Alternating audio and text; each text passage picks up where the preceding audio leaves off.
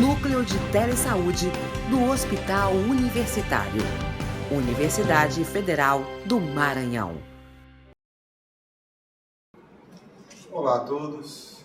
O tema de nossa palestra hoje é o dano existencial decorrente de violência doméstica e familiar. Bom, que tal nós falarmos hoje sobre uma pandemia?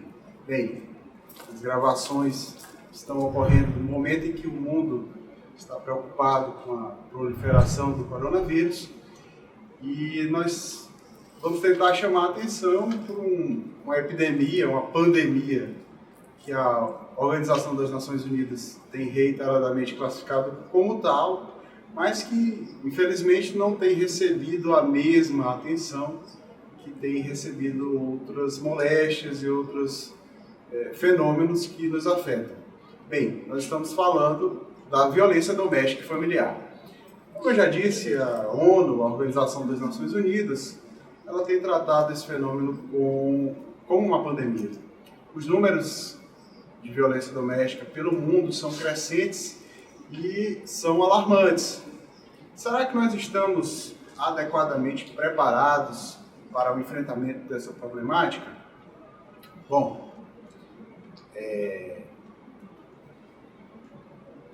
no mundo todo, o Brasil ocupava um ranking que não é muito agradável, o ranking de violência contra a mulher no mundo. O Brasil, em 2015, ocupava a 5ª posição em taxa de feminicídio. Então, a taxa de homicídios por 100 mil mulheres, o Brasil ocupava a 5ª posição.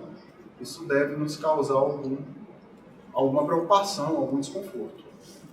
Bom, o Atlas da Violência 2019, ele veio mais uma vez reforçar que o nosso país é realmente um país violento. Nós temos muitos homicídios, especificamente contra a mulher. Os dados do IPEDS mostram que nós temos números crescentes de feminicídio, que é o homicídio da mulher por razões de violência de gênero, e a gente tem observado que ao longo dos anos essa taxa ela vem aumentando sistematicamente, o que nos causa preocupação. De fato, o Brasil, desde a década passada, ele vem tomando algumas medidas institucionais, como a edição de leis. A mais significativa foi a Lei 11.340, de 2006, apelidada, como muitos já conhecem, como Lei Maria da Penha. E essa lei ela trouxe mudanças de postura do Estado brasileiro quanto ao fenômeno da violência doméstica. Inegavelmente, essa lei trouxe avanços. Pelo mundo, essa lei é considerada como uma das mais avançadas em matéria de proteção das mulheres agredidas. Nós temos institutos, ferramentas como as medidas protetivas de urgência, que são muitas vezes copiadas por legislações estrangeiras.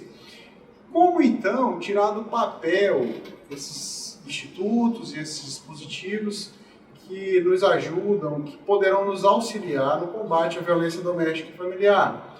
Então nós iremos falar de efetividade de direitos previstos em lei. Para tratar especificamente sobre a violência doméstica e familiar, eu gostaria de contar com o apoio, na verdade com a orientação do professor Artemira, que já trabalha há algum tempo com essa matéria. Boa tarde a todas e a todos. E dando continuidade, à explicação de Dr. Augusto, é importante que a gente entenda, que quando nós tratamos de outras nosologias, porque a violência doméstica e intrafamiliar é um problema multifacetado, logo ele também é um problema de saúde pública. É uma das maiores pandemias efetivas que nós temos. O grande problema é que todos nós temos um lar, todos nós temos uma família, logo todos nós achamos que entendemos de violência doméstica e familiar. E esse é um erro gravíssimo, porque nós acabamos lidando com um fenômeno extremamente complexo de uma forma leiga ou de uma forma de senso comum. E aí nós desenvolvemos um discurso de ódio em relação aos agressores e um discurso, às vezes, de desqualificação dessas vítimas. Lembrando que a diferença básica entre a violência doméstica e familiar e a violência social é que a violência social ela acontece entre estranhos. E a violência doméstica ou familiar, voltando ao fenômeno do feminicídio explorado por Dr. Augusto anteriormente, né? Uma vez que nós somos um país campeão de feminicídios, nós precisamos entender que ele acontece entre duas famílias, e não entre duas pessoas. E entre essas duas famílias existem pessoas, filhos, que são da família do agressor e da família da vítima simultaneamente. E pouco se fala da amplitude do fenômeno. Então, o feminicídio normalmente tem uma vítima direta, mas tem várias outras mulheres com violação de direitos humanos que são vítimas indiretas do mesmo fenômeno.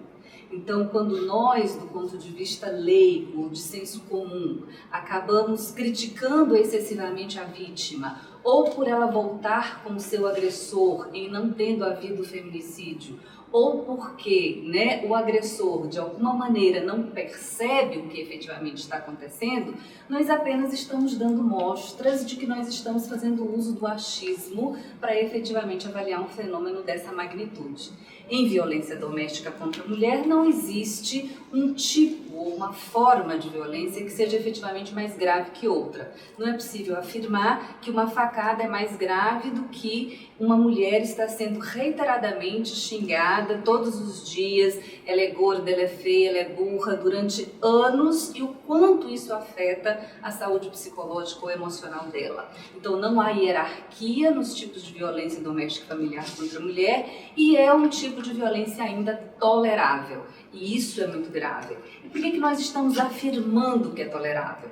Porque apesar, né, da Lei Maria da Penha ter sido um marco de avanço na nossa legislação, e ela já é de 2006, e nós já estamos em 2020, ela ainda hoje não é devidamente aplicada. E por que ela não é devidamente aplicada? Porque o patriarcado e o machismo, que são etiológicos, que são causa da violência doméstica, não afetam apenas a mim, a você, a vítima ou ao agressor. Ele também, o patriarcado e o machismo estão introjetados nos operadores do direito. E isso está expresso nos estudos da Universidade Federal do Maranhão, quando nós, por exemplo, identificamos que há um maior número de prescrições do que de condenações na nossa vara especializada de violência doméstica na nossa capital. Para que vocês tenham uma ideia, uma dissertação recentemente defendida no nosso programa demonstrava que havia entre 916 sentenças, né, efetivamente prolatadas entre 2014 e 2019, 346 condenações. Depois da sentença, essas condenações ainda prescreveram, gerando apenas 72 guias de execução penal. E nós tivemos um número de 502 prescrições. Então, quase 4 vezes mais o número de prescrições em relação ao número de guias de execução penal significa o quê? Significa que no Maranhão, na capital maranhense, nós estamos lidando com absoluta impunidade em relação às violações de direitos humanos de mulheres levadas às varas especializadas. E isso é muito grave. Por que isso acontece? Não acontece só por uma sobrecarga de trabalho, não acontece só, né, porque nós temos poucas varas de violência. Acontece também, nós precisamos academicamente admitir isso, porque o machismo e o patriarcado está introjetado nos operadores do direito. Quer no advogado, quer no promotor, quer no magistrado ou na magistrada, e por conta disso a gente acaba ainda raciocinando com a Lei 9.099. A gente ainda acaba achando que é briga de marido e mulher e que é coisa pouca ou coisa pequena. Nós ainda não damos, né, a efetiva importância à violência doméstica e familiar, mesmo estando diante da pandemia que o Dr. Augusto já ressaltou. Tá?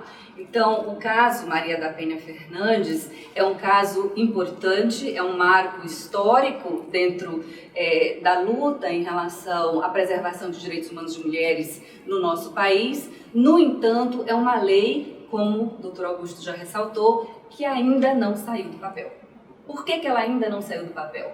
Porque nós ainda não conseguimos observar efetividade e eficácia no sentido de diminuição dos números da violência que nós estamos efetivamente mensurando em cada estado brasileiro.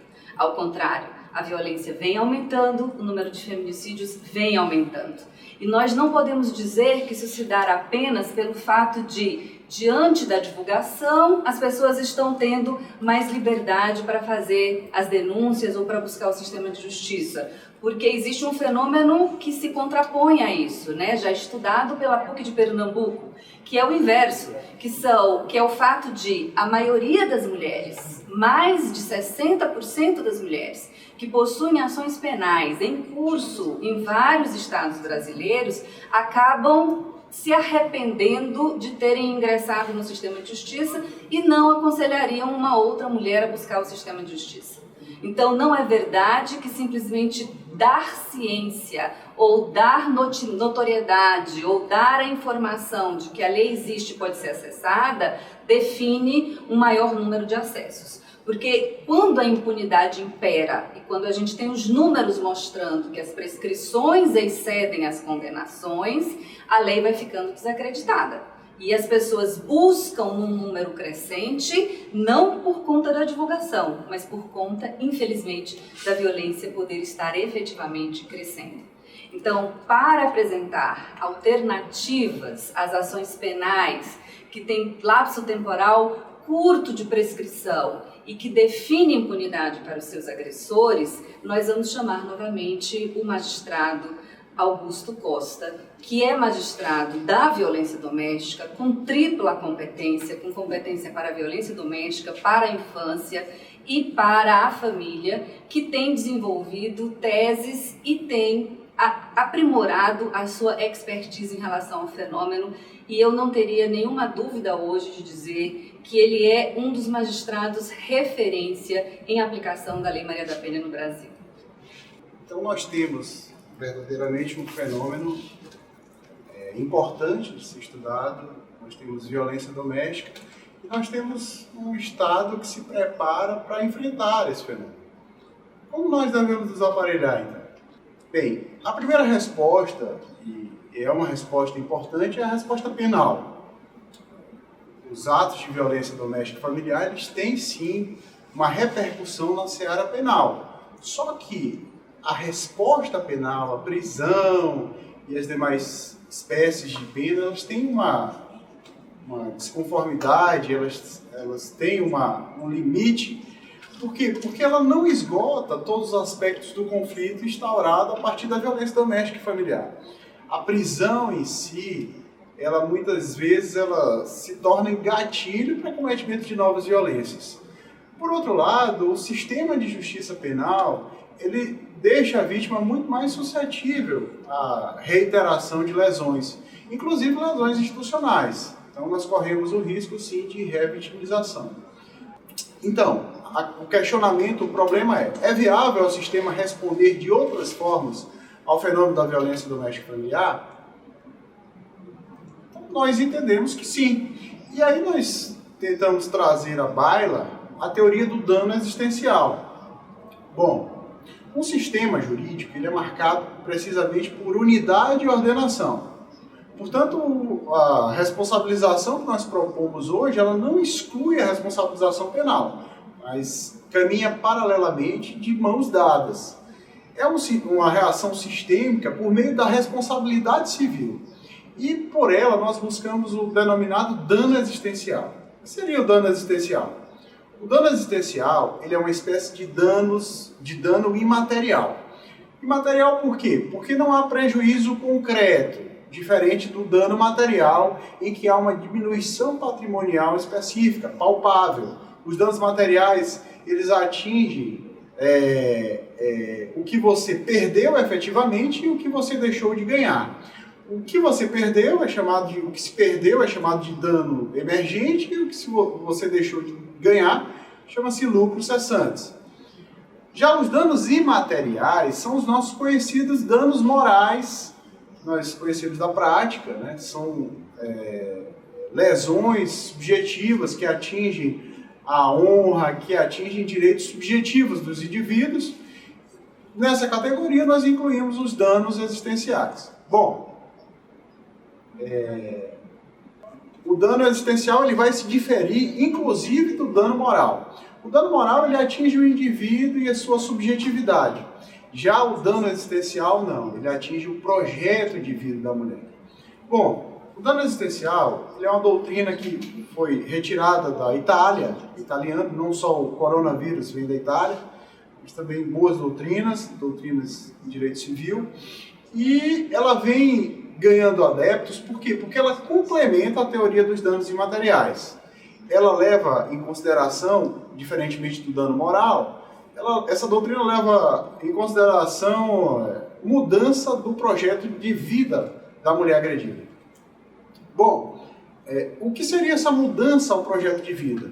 Uma agressão, meus caros, como bem mencionou a professora Artenira, uma agressão, violência doméstica e familiar, uma agressão que constitui violência doméstica e familiar, ela não atinge somente o físico da mulher, não atinge somente o emocional, mas atinge também as expectativas que aquela vítima, que aquela pessoa ofendida, ela tem para a sua vida. Imagine, por exemplo, aquela mulher que tem uma diretriz de carreira e de repente, por estar sendo stalkeada, por estar sendo perseguida, ela tem que mudar completamente seus planos, tem que mudar de residência, tem que mudar de faculdade, tem que mudar de trabalho, tem que se afastar dos amigos, da família. Então, o contexto da violência doméstica e familiar, a agressão perpetrada no contexto de violência doméstica e familiar, ela é tão complexa que ela pode modificar radicalmente a vida daquelas pessoas que são atingidas por ela.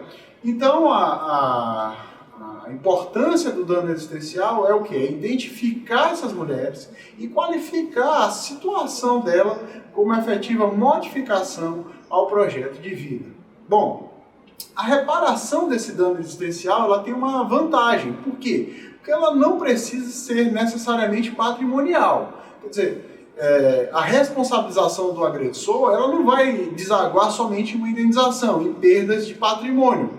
A reparação do dano existencial ela pode inclusive envolver reeducação do agressor. Isso é muito importante. Por quê? Porque nosso objetivo para dar efetividade à Lei Maria da Penha, é impedir que as agressões se reiterem e modificar o comportamento, reeducando o agressor que foi criado, foi forjado dentro do contexto patriarcal que nós já mencionamos. Veja-se que a nossa proposta ela não exclui também o caráter indenizatório, né? Então, a vítima de violência doméstica e familiar que gera dano existencial, ela pode sim requerer em juízo, requerer na justiça, indenizações de seu agressor, reparações patrimoniais. Bom, como aplicações, já finalizando a nossa apresentação, vocês podem observar que toda essa sistemática de busca de responsabilização civil, ela pressupõe a produção de provas que podem ser realizadas a partir das notificações dos profissionais de saúde. Então é importante que sejam feitas as notificações para que as autoridades competentes possam qualificar aqueles fatos, eventualmente, como dano existencial. De outro lado, é fundamental também a confecção de laudos periciais minuciosos sobre a situação da mulher examinada, quando isso for cabível. Então, agradeço mais uma vez a oportunidade e me coloco à disposição, junto com a professora Artenira, para tratar e discutir com quem tiver interesse sobre o caso. Obrigado. Bem, apenas para que a gente possa ilustrar, né, o dano existencial, o dano ao projeto de vida da mulher doméstica ou intrafamiliarmente violentada, né, mencionado pelo Dr. Augusto, faz-se necessário lembrar alguns exemplos específicos de vítimas. Então, uma das vítimas que eu entrevistei, por exemplo, ela foi agredida em Pernambuco, levou 8 facadas em Pernambuco e ela abandonou a família e foi tentar, né, reconstruir a vida em São Paulo. Então, esse é um dano ao seu projeto de vida bastante claro, né? Ela abandonou a sua família original, inclusive filhos, ela teve que lidar com todas as limitações físicas em relação à agressão física que ela sofreu, ela chegou numa cidade completamente nova, com uma cultura nova, com uma linguagem nova, para se adaptar a um emprego novo. Né? Então, se a violência não tivesse ocorrido, muito provavelmente ela não teria feito essa escolha de estar morando em São Paulo. Então, o dano existencial ao projeto de vida define um aprisionamento da mulher na medida em que as escolhas dela, as escolhas de vida, de como ela vai exercer a sua maternidade, de como ela vai exercer o seu trabalho, de como ela vai se relacionar com outras pessoas, de como ela vai constituir novos relacionamentos afetivos, estão atrelados à experiência de violência que ela sofreu. Então ela deixa de ter o livre-arbítrio para fazer as suas escolhas, quer sejam sociais, profissionais, quer sejam de exercício de sua maternidade ou de convivência familiar, para poder fazer as escolhas que lhe restam a partir do que sobrou dela, da experiência vivida como violenta. Tá? Muitas vítimas, e nós entrevistamos centenas de vítimas, relatam que elas se sentem mortas em vida, né? Que elas não mais vivem, que elas apenas sobrevivem, porque elas têm afetadas a sua autoestima, a sua capacidade de escolha, elas questionam a sua competência em várias áreas, a sua beleza, a sua possibilidade de ser feliz e de efetivamente executar um projeto de vida que seja compatível com o que elas imaginaram, com o que elas sonharam, com o que elas prospectaram para elas próprias. Tá? Então, afetar, né, a existência ou projeto de vida, ou as escolhas, ou as possibilidades de atuação de uma mulher por violência doméstica ou intrafamiliar é muito complexo, é algo muito doloroso e é algo que nós ainda não visibilizamos com a gravidade que efetivamente se percebe quando nós conversamos com essas vítimas.